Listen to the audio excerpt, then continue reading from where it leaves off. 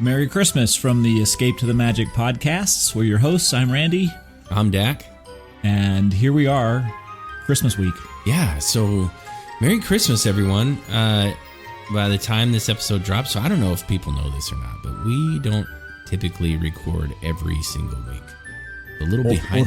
Or the day that an episode drops. Yeah. Or maybe the hour before it drops. No, so just the way our holiday schedules have kind of matched up this year, we had to record a couple of episodes back to back. And so by the time this one actually drops, it will be just a couple of days after Christmas. Yeah. So Merry Christmas. Hope you all had a wonderful Christmas day and enjoyed that time with your family. And that it was absolutely merry and bright. I'm sure that we will. You know, this week we wanted to just take a couple minutes, not go super, super long, but we've got a fun little game we want to play with each other here and see how it goes. We call it Buy or Sell. And the concept is one of us will introduce a topic, and I think each of us will opine on whether we would buy or we would sell on that particular topic and why. Yeah, absolutely. So just real quick, Ryan's out. That little jerk is actually in... I don't even want to think about it. Yeah, he is in Disneyland right now. Not fair. Not fair at all. But okay, so that's why you don't hear Ryan. But yeah, let's get into it. He didn't get fired. What's that? He did not get fired. No, he's still on the payroll. His payroll and his exorbitant salary of $0 is still intact. Don't worry, Ryan will be back one day, right. Maybe. Yeah, we'll think about it. The board is going to have to meet on after he gets over, receiving the cold shoulder from us. But that's okay. Enjoy Disneyland, buddy. Yeah, we hate you. No, hopefully you enjoy it. Disneyland is amazing. Okay, so buy or sell. Pretty basic concept. You want to kick us off on a topic, and then we'll decide: am I for or against this? Yeah, this is pretty easy. All right, and I'm gonna lob a softball here, right? So we should knock this out of the park, no problem, right? But here's number one: buy or sell. Mickey's Very Merry Christmas Party. Okay, so I had this on my list as well. I thought we would have some. I thought there'd be an overlap, and I thought this would be the one for sure. For sure. So. Man, I would say in years past, I was 100% buy, but I have the cost. I looked this past, and Ryan talked about this in the episode. $179, I think, right? Or so $149 is our low. That's the cheapest, which I assume is like early November, and then goes all the way up to $189. $189, wow. Yeah. And so for me, for that purpose, now... So if you don't know, Mickey's Very Merry Christmas Party is a special ticketed event, right? So they run a number of these parties throughout the holiday season. It starts actually if I'm not mistaken, I think they start in September. Maybe no. Not There's Halloween September. parties in it. Yeah. They start in right after October. Yeah, so November. I don't know what I was thinking. Why did I say September? You're good. I think it was because I was thinking, there's parties. There are parties. Halloween parties. All the way up to it, yeah. So it's a special ticketed event, and what that means is that on the day of a Christmas party, Magic Kingdom actually officially closes for regular guests at 6 p.m. Right. But if you have a special Christmas party ticket, you can receive admission into the park starting at 4 p.m.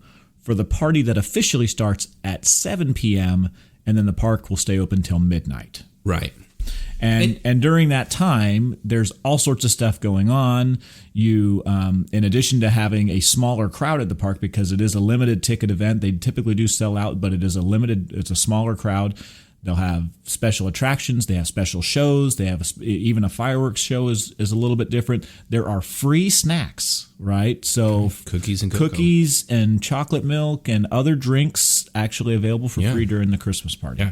So, I mean, it does have its benefits, but for me, I think Disney has finally, at least on this, has reached the tipping point for me financially where what's your famous word? The squeeze is not worth... The juice isn't worth the squeeze. There you go. Yeah. That's what it is. Yeah.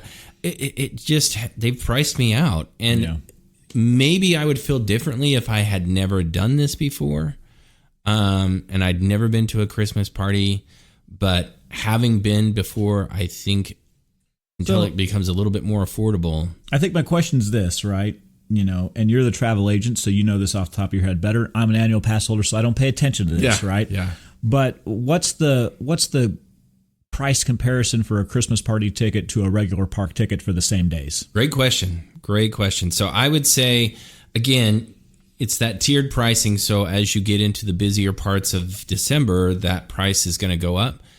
But without a hopper, I think your 1 day Magic Kingdom pass is probably $125, $135 on average. So this is probably a $20 to $50 premium. Correct. Right. And again, you nailed it. There's special events, special parades, which the parade is awesome. I mean, it's a fun parade. Yeah. It's one of the best ones. Yeah, it really is. And there's other things like the cookies and the cocoa and the extra drinks. And so there is overlays, all of those things. But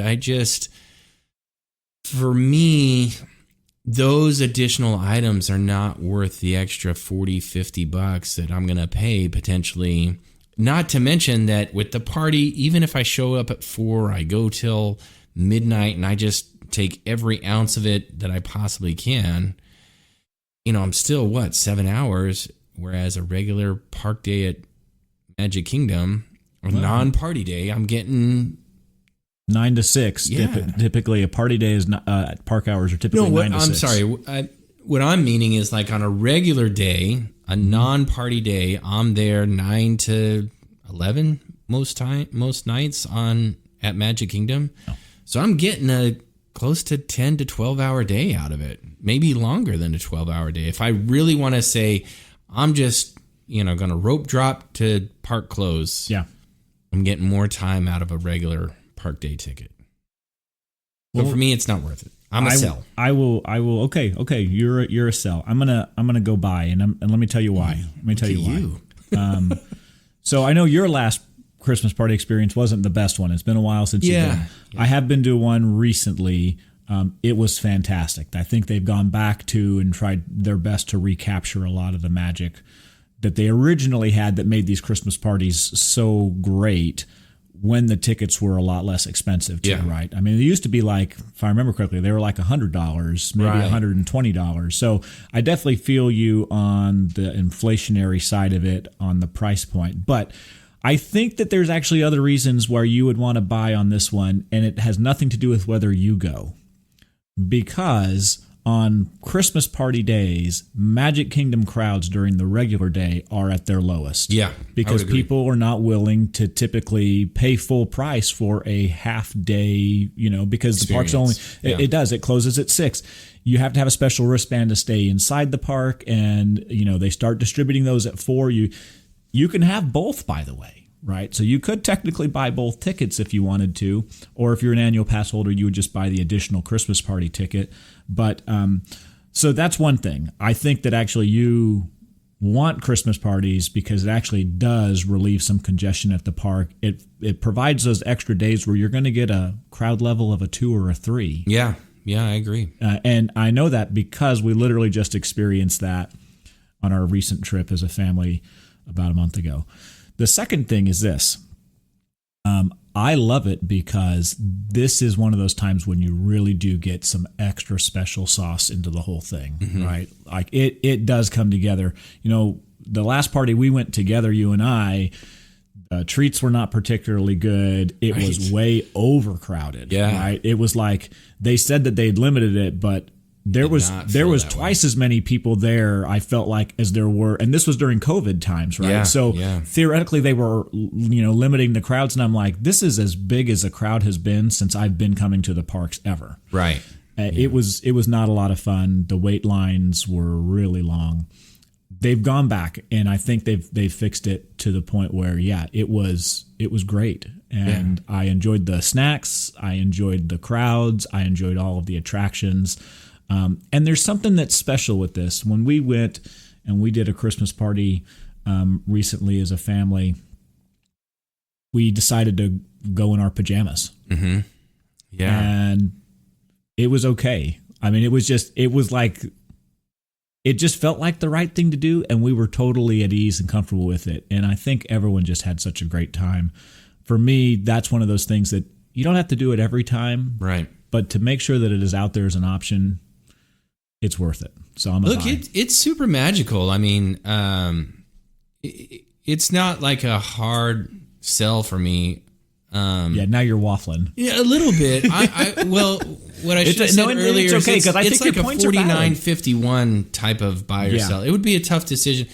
I think your points are valid. I do think that it has become overly expensive. Yeah. I agree with that 100%. But when you're standing on Main Street and it starts snowing. It starts snowing on you. You forget about that $165 ticket price you just paid for. You really do. It's so awesome. It is so... And the Christmas music is playing, and they're doing the projections on the castle. It's really hard to beat. So yeah, that's a tough one for me. It would depend, honestly, what it would come down to is it would depend on, okay, how much time am I going to be there? Like, sure, am I there for a week? Or is it like I'm there for 2 or 3 days, and one of my days is going to be a Magic Kingdom day anyways? Yeah. Those types of factors might play into that decision, and I may... That's fair. Yeah, I mean... I may waffle on that for sure. I think it's fair. Okay. All right. So, like I said, I had that on my list as well. So, kind of along those same lines, my buy or sell is going the week of Christmas. So, for a lot of people, the only time they're going to be able to have time off with school, with the kiddos and work and all of those things is going the week of Christmas, but it is insane. Yeah. Insanely busy is what I'm getting at. I think this is an easy sell for me. I've never done it because of that very reason. I've gone close to the week of Christmas, but never the actual week. I think I've gone like up to like the 20th or something like that once. And it's when it really started to get busy, but I'm not a huge fan of being overly crowded. It really detracts from your ability to do the things that you want to do. It starts to, you just start to feel a little suffocated. Having said that, you should know that it is definitely on my list. I want to go on Christmas Day sometime, right? So I want to be there for Christmas fireworks. I want to, that's a special show in and of itself, not a ticketed, I want to do it at least once, just like New Year's, right? I want to do it at least once, but I wouldn't want to do it every time because you've got to, we talk about this a lot on this show about managing and framing your expectations before you go. So you go on those particular days knowing that it is not going to be your typical, hey, I'm going to get to do everything I want day. Okay? Yeah, it doesn't matter if you got Genie Plus, doesn't matter any of that thing. In fact, Drop. I would almost say maybe you don't even want to bother spending those extra expenses because you may not feel like it's worth it. So if you manage those expectations okay, maybe Christmas week falls into that same sort of a category, but to me, that's not the best use of that kind of time. Right. So I'm a sell. I'm probably not going to do that. Yeah, I'm a sell as well. So kind of like you, let me back up one step. So pro tip is actually going the first week or two of December. Yep. You still get all the decorations and all of the festivities and everything that you would get the week of Christmas, but in incredibly better crowds. Yeah. Incredibly better crowds. And likewise, by the way, it's the same for the week prior to Thanksgiving week. Correct. Yeah. So that's actually when we went most recently. We went the week before Thanksgiving week, and I tell you what, that was an amazing trip. Full Christmas in swing at the parks, but very few of the people. Yeah. And so, we kind of, just to button this one up, is we did the same thing. One time we just couldn't line our schedules up, and it worked out to where our last day was like the 21st, 22nd, or however the calendar lined up that year. And I'm telling you, that is the only time I've been like, we're going. Like, we left Magic Kingdom at like 2:00 in the afternoon. Yeah, we're done. It had just gotten so congested that you could barely move through the park. And so I can't even imagine how busy it is, the next couple of days after that, the 23rd, 24th, 25th. Yeah. Anyway, so I'm a sell on the week of Christmas, or that week in between Christmas and New Year's. Just stay away. Okay. Okay.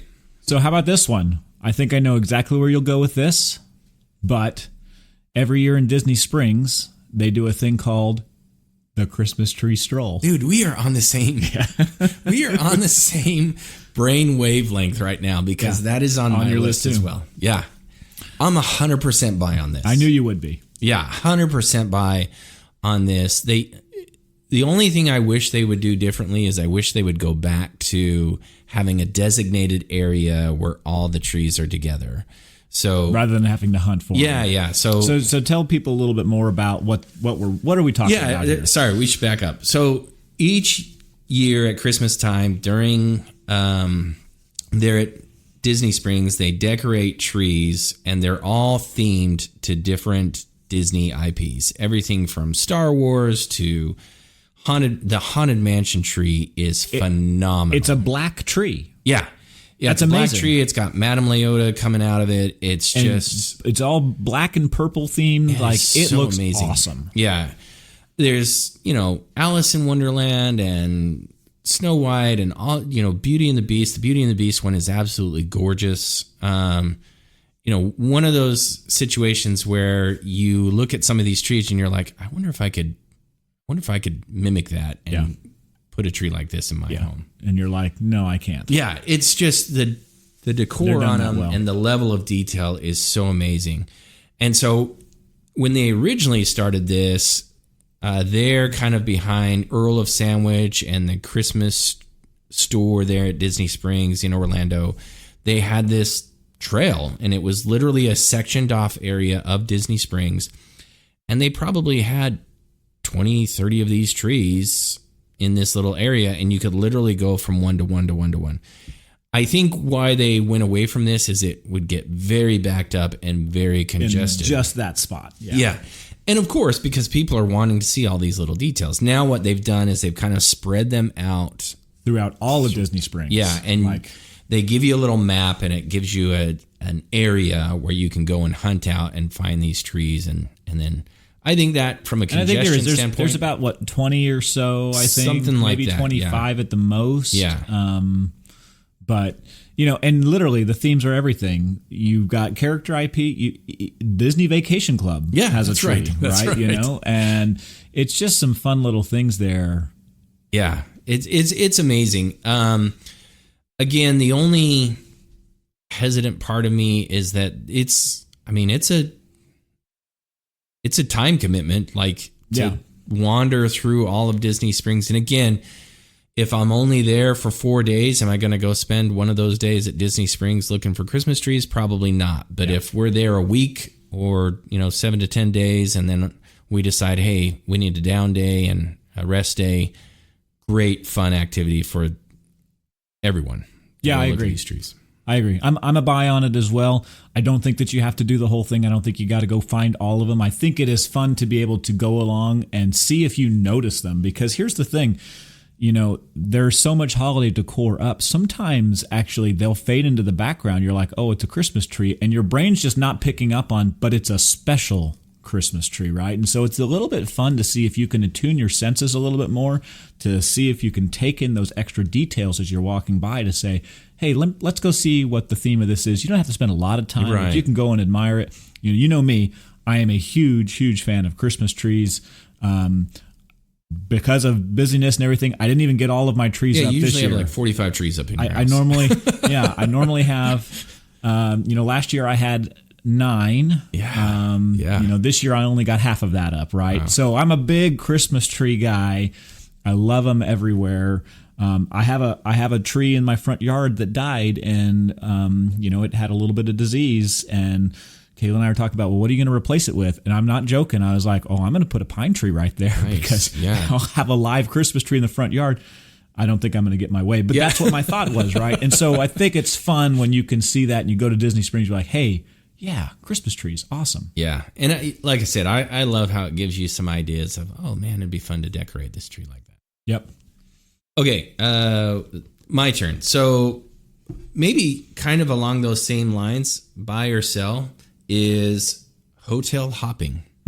Hotel hopping. So for those who don't know, all of the hotels on Disney property have their own decor and decorations, all Christmas themed. Every hotel, from the values all the way up to to me, the granddaddy of them all, which is the Grand Floridian, have Christmas decorations throughout them. And so buying or selling, taking the time on a Disney vacation to go hotel hopping and look at some of the different decor in each of the hotels. Yeah, for me, this is easy because, again, I love Christmas. It's my favorite holiday, favorite time of the year. I go all out with the decor and the decorations inside and outside of the home. The hotels add to that experience for me. I love actually going hotel hopping. Now, I'm not going to hit every single one. Right. But I do like to, on a trip, see if we can go to a few different ones and see. Some of the cool stuff that you'll find at these hotels, for instance, when you go hotel hopping, is you can go on the gingerbread hop as well at the same time, right? So they will oftentimes, many of them have their own special gingerbread display, and it varies. This year when we went,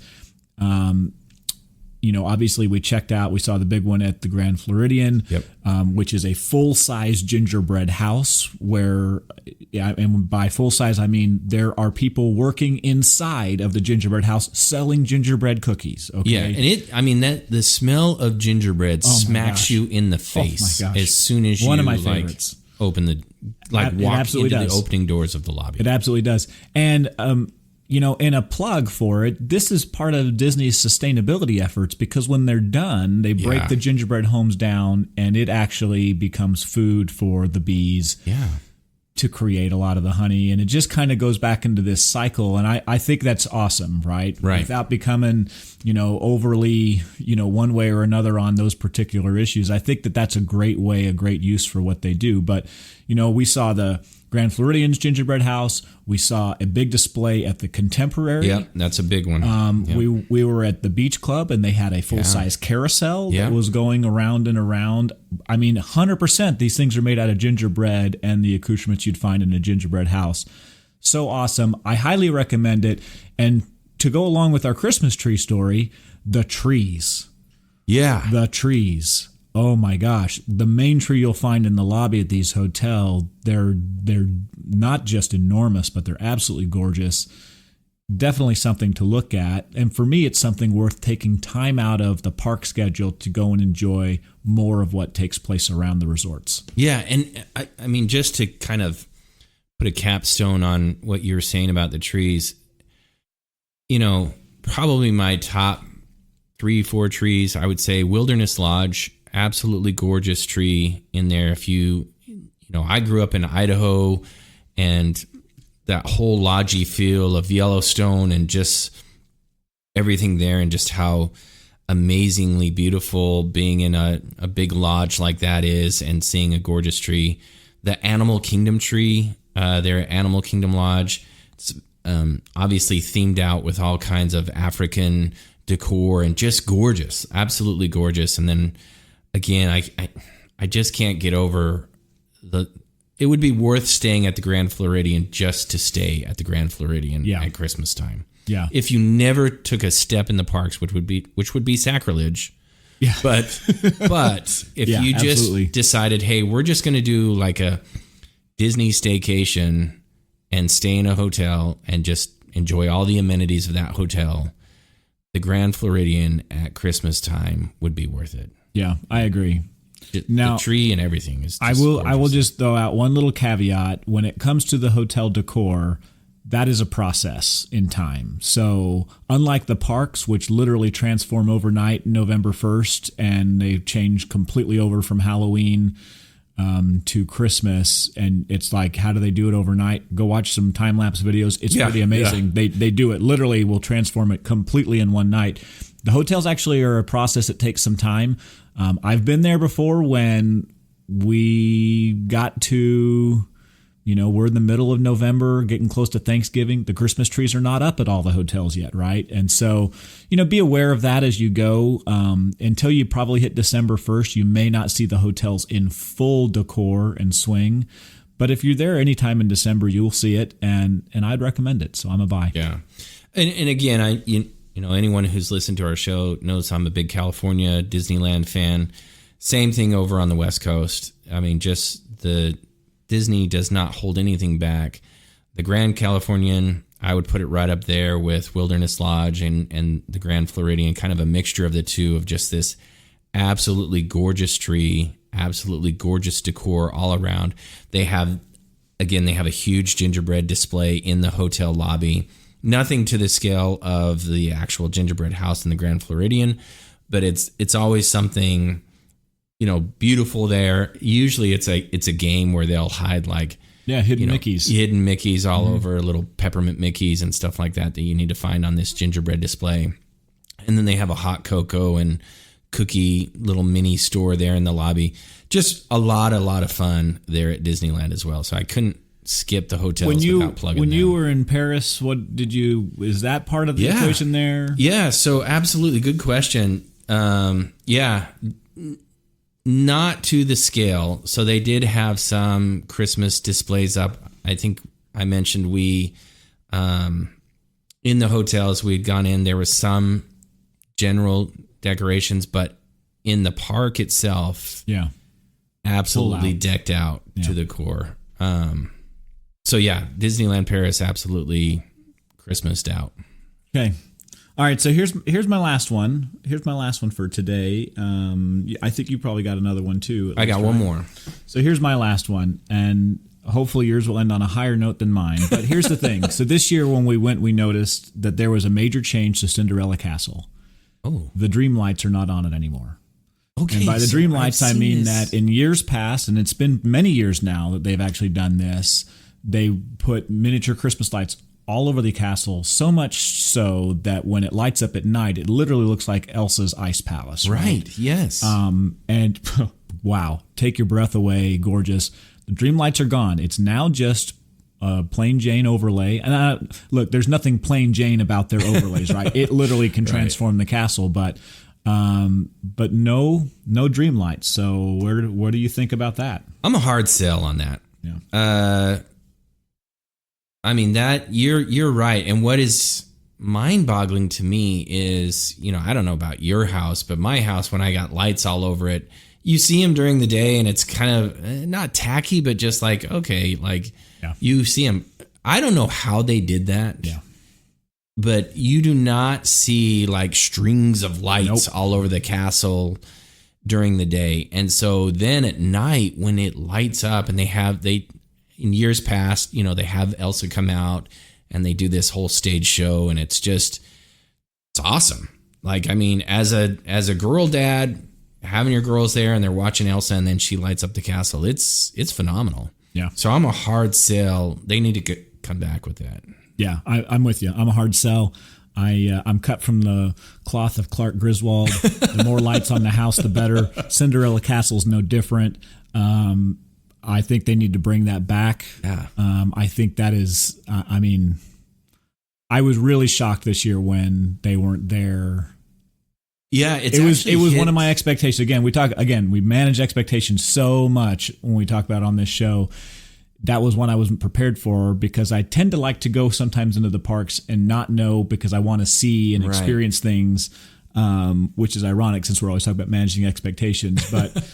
But that was a big disappointment. I got there, and there were parts of it where there wasn't an overlay. We just had the lights on, right? And, you know, they're nice and red and greens and stuff like that, and you had to wait for an overlay to come on. But, man, nothing beat having it lit up with the dream lights. Yeah, for sure. Absolutely. Okay, my last one, I'm going to cheat a little bit on this. It's more of a would you rather than a buy or sell. And that is Disneyland with their Christmas layovers. So just to kind of pitch this to you a little bit, you know, Haunted Mansion is still in full effect. They do a big light up thing at Small World and all of that. So I'm selling Disneyland. Or buying Disneyland. I'm telling you that right now. So Disneyland versus Disney World Christmas vacation or Christmas time visit. Which one you buying? Which one you selling? I'm like Deion Sanders, both, coach. I play both ways. Yeah. Yeah, if I have to pick, I'm gonna stick with Florida. Yeah. I figured. The size, the scope, the experience, the opportunities, I think far outweighs what you can get at the Disneyland Resort. Just again, size and scope makes a big difference. The other thing is, they continue to innovate and add some things. Now, 100% I agree. There are some things that are done better in California, right? The overlays that you're going to find at Mission Breakout, the overlays that you're going to find at Hyperspace Mountain, far superior to what you're going to get. You'll only get some of those overlays actually during a Christmas party event at Disney World. They need to up their game on that. Right, 100% agree. But they're adding new things, right? Hollywood Studios now has its own Christmas party, Jollywood Nights. Yeah, there you go. The overlay on Tower of Terror at Hollywood Studios, yes, in my opinion, actually far superior to Cinderella Castle. Yeah. I mean, we talk about gingerbread houses. When they turn the Tower of Terror into a gigantic gingerbread house, and you really are looking at it, it's like, I can't tell if that's you can't tell it's a screen, right? Right. No, I'm with you. That's just pictures. They do such an amazing job. The Toy Story one, like, agreed, it's so good. Agreed. So, I'm gonna buy Disney World, and then I'm gonna hedge and buy over at Disneyland at the same time. There you go. Yeah, I'm with you. That's again one of those 49-51 arguments. I wouldn't argue with you too hard if you chose one over the other. Of course, no shocker here. I'm going to lean that 51% at Disneyland. I just love it over there and love it feels very condensed, right? Yeah. So I just feel like, I'm kind of like you, Clark Griswold at heart, where I just want Christmas to throw up all over me, right? I can't get enough of it. And so it feels because the parks are a little bit smaller, it feels very condensed. And so I just love that about Disneyland. But if you wouldn't have to twist my arm very hard to get me to go over to Florida and just thoroughly enjoy being over there. By the way, I'm very excited for our upcoming guys trip. Yeah. For you to come back to Florida because it's been so long. It has been a long time. Because I feel like a lot of your Disneyland love, pro Disneyland love has a lot to do with the fact that you've forgotten how amazing Disney World is. But as I tell people all the time, they're like, well, which one's better?